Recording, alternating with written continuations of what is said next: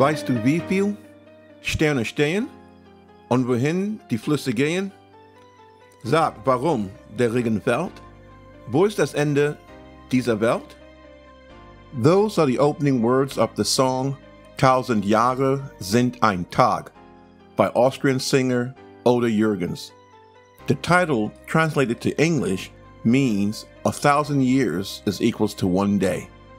Perception of time is relative. The amount of geological changes that happen to a mountain in 1,000 years may be equivalent to the amount of human changes that happen to a village in a year. Changes in our environment helps us to perceive the passage of time. The most natural and effective way of keeping track of the passage of time is noting the position of the sun, moon, and stars as they traverse the sky. But regardless of how we perceive time, just like position, is relative. The groundbreaking nature of time and space being flexible required numerous scientific experiments that were able to sense this aspect of our universe.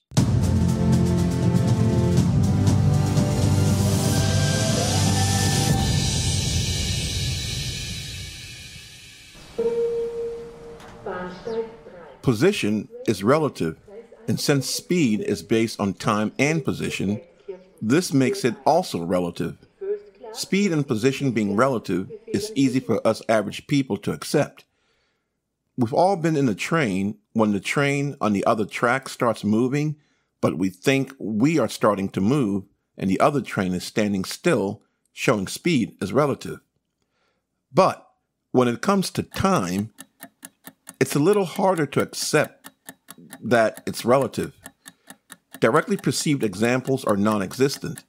And that's because the conditions necessary for us to directly see the relativeness of time, the relativity of time, does not occur in normal daily life. But nonetheless, it's as real as the sun in the sky. Albert Einstein developed the special theory of relativity and then the general theory of relativity, showing that time is relative. The task of verifying these theories required experimental setup that were sensitive enough to at the very least detect the existence of the effect predicted by the theory. Once that's settled, future and more sensitive experimental setup would then try to verify the theory to a higher precision. The higher the precision, the more complex and expensive the experimental setup becomes. Strong evidence for the effect predicted by special relativity was shown in 1938 with the Ives-Stilwell experiment. In this experiment, ionized hydrogen atoms were accelerated to various high speeds inside a vacuum tube. When these ions hit normal atoms in the vacuum tube, those atoms are excited and also accelerated to a higher speed. As these excited atoms return to their normal non-excited state, they emit light of a specific frequency. Some of the light will go directly into the detector, while others will move away from the detector. Some of those that move away from the detector will be reflected by a mirror inside of the tube back to the detector. Because the light hitting the detector originally came from a source that was moving towards the detector, but at the same time moving away from the mirror, which in a sense is another detector which just redirects the light to the actual detector. The detector will detect the direct light as coming from a source moving towards it, while it will detect the indirect light as coming from a source that's moving away from it. Based on the Doppler effect of light, these lights will be blue shifted and red shifted respectively because of their relative speeds. That is, that when these lights are detected by the detector, they will be detected as having a higher or lower wavelength. Now, the expected deviation in wavelengths are known. So, if time dilation has occurred to the relative speed between the light-emitting atoms and the detector, then we should see a specific amount of offset from the expected deviation of the Doppler shift. This offset was observed in the 1938 Ives-Stilwell experiment. An even more direct validation of time dilation came in 1971 from the Happily-Keaton experiment. In this experiment, scientists compared the drift of 12 initially synchronized atomic clocks, 4 stationary on Earth, 4 on an aircraft that flew around the world eastward, and 4 on another aircraft that flew around the world westward. All 12 clocks were compared afterward, and the time dilation in the 8 moving clocks closely matched what special relativity predicted. In the Happily-Keaton experiment, the speed of the aircraft was not the only thing that affected the clocks. Gravity also had an effect on time. In Einstein's general theory of relativity, gravity affects the geometry of space-time. That is, it warps space and distorts time. In 1976, another experiment was carried out to measure time dilation, but this time it was not based on speed, but instead it was based on gravity.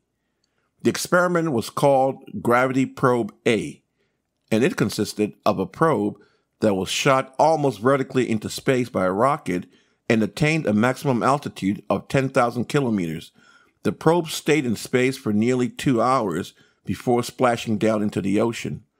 Since the rocket was further from Earth, it was in a weaker gravitational field, and according to the theory of general relativity, time further away from Earth should move faster than time on the ground. This was proven by an onboard maser atomic clock, which in fact ran slower as it got further from the Earth. The Earth was used as a gravitational source for Gravity Probe A experiment because of its relative large mass, which creates a relatively strong gravitational field. However, because the Earth rotates, its gravitational field should have an additional effect on the geometry of space-time. This was the subject of another experiment testing general relativity called Gravity Probe B in 2004. Before we can talk about Gravity Probe B, let's first talk about space-time. We normally experience space and time as separate entities. That's because in everyday life, there's no reason to think that they are related. When we move through space. We experience time because things change. Even if we're in a completely dark room and we can't move, we would still experience time because we have thoughts. Our thoughts are serialized, one after another, separated by time. So there seems to be no relationship between space and time in everyday life.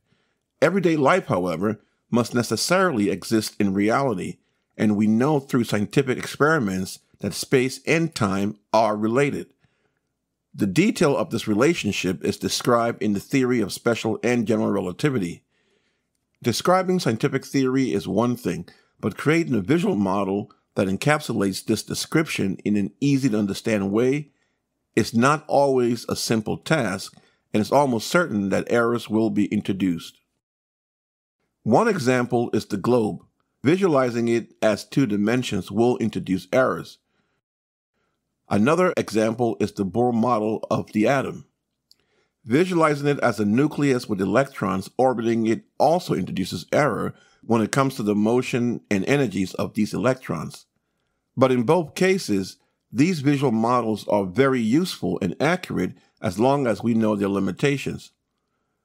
So let's take a look at the space-time model and one of its visual models. Space-time combines the 3 dimensions of space with the 4th dimension, which is time.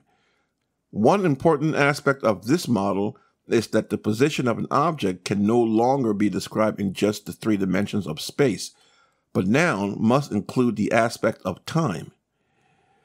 In space-time, space position and time determines the absolute position of the object. Space-time is also flexible.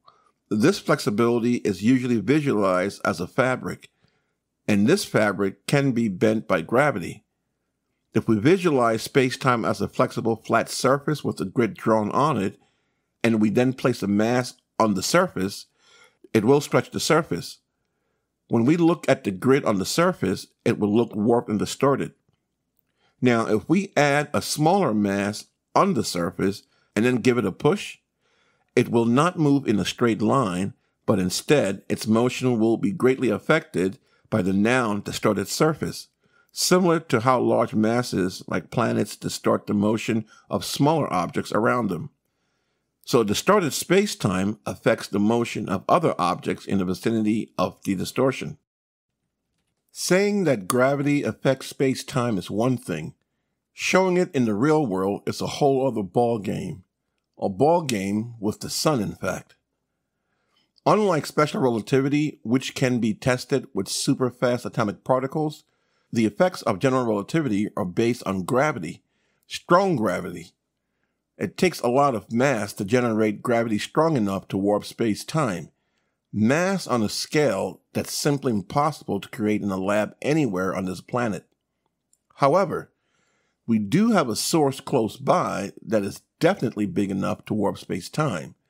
That source is our sun, the most massive object in our solar system, and so the one with the strongest gravitational field. With a mass of nearly 2 × 10⁻30th kilogram, the sun makes up 99.8% of all mass in the solar system. But the sun is not close by. The sun is on average 149 million kilometers away from Earth. Now, obviously, that's a good thing considering its temperature, but that does add an additional challenge when trying to detect a distortion in space-time at that distance.